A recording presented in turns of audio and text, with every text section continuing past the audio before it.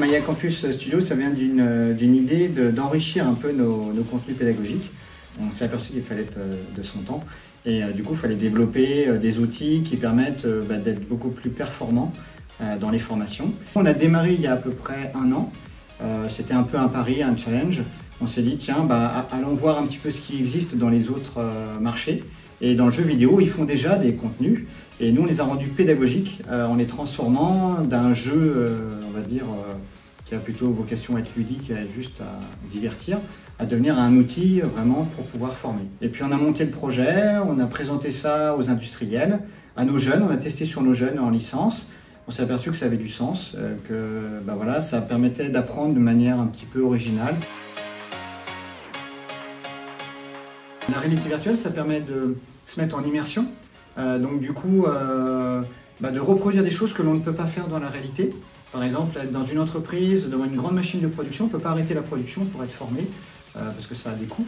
On ne peut pas reproduire une panne parce qu'il faut attendre que la panne arrive et on ne va pas la créer. Nous, on a passé du temps avec les experts, on a modélisé des intérieurs d'usines pour essayer de comprendre un petit peu comment fonctionnaient les machines, comment fonctionnait le process en interne, et puis reproduire des situations anxiogènes de type départ de feu. À l'heure actuelle, on travaille sur plusieurs projets en parallèle. Il y en a un qui nous prend beaucoup de temps en ce moment, donc c'est le projet d'une rame textile où on reproduit en fait un incendie, ce qui permet de montrer un petit peu notre savoir-faire, puisqu'il y a quand même des effets spéciaux, de fumée, de flammes, etc. Et puis de la scénarisation, puisqu'en fait il faut faire des choix en fonction de s'il faut fermer une vanne ou s'il faut utiliser un extincteur. Et donc du coup, ça permet de mettre en situation des salariés par rapport à une problématique de déclenchement d'incendie. Tout d'abord, on va en entreprise pour prendre des références. On a besoin d'avoir les dimensions exactes ou en tout cas approximatives pour pouvoir rendre la chose beaucoup plus vivante et immersive. Ensuite, on va passer à la modélisation 3D, donc grâce à des logiciels performants. On intègre tout ça dans un moteur de jeu qui s'appelle Unreal Engine. C'est le moteur de jeu qui est utilisé pour Fortnite, pour ceux qui connaissent. Et ensuite, c'est à ce moment-là que je vais vraiment mettre en place l'atmosphère, l'ambiance, et que je vais scénariser le tout. On va programmer tout ça grâce à du script visuel. Et c'est ce qui va nous permettre de pouvoir simuler un départ d'incendie. C'est ce qu'on travaille en tout cas pour la rame textile en ce moment. Alors de la naissance de Maya Campus Studio, nous avons mis en place la naissance de l'égérie de Maya Campus.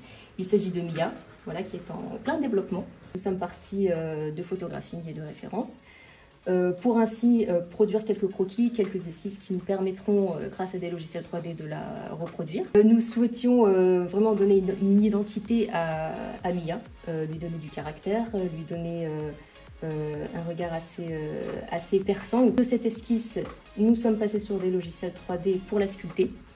C'est également un challenge à ce niveau-là pour faire ressortir tout le caractère et toute l'identité. À chaque étape, en fait, l'identité du personnage est très importante et c'est ce qui challenge l'artiste ou la personne qui modélise. Ensuite vient l'étape de texturation, c'est-à-dire que l'on vient poser de la couleur sur notre personnage. C'est ce qui permet d'avoir un grain de peau, ce qui permet également d'avoir les sourcils, le maquillage, vraiment une étape essentielle dans la conception d'un personnage qui la rend unique.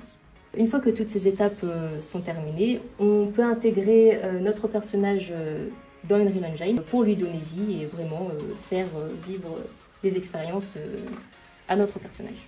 Donc une fois qu'on a créé Mia, en fait l'idée c'est de l'habiller pour qu'elle puisse ensuite vivre dans la réalité virtuelle.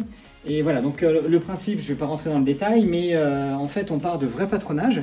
Donc là on a un exemple d'un projet qui a été monté par une de nos élèves, qu'on a sélectionné pour pouvoir le monter à la fois en réel et en virtuel.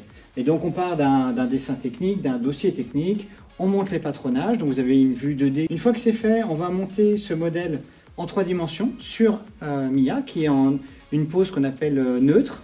Voilà. Une fois qu'on a passé les pièces, qu'on a ajouté les coutures, etc., comme dans la vraie vie, on va pouvoir simuler, lancer la simulation et voir si le produit lui convient bien. Une fois que le patronage est modifié, donc on peut ajuster le patronage en fonction de la morphologie de Mia, comme dans la vraie vie.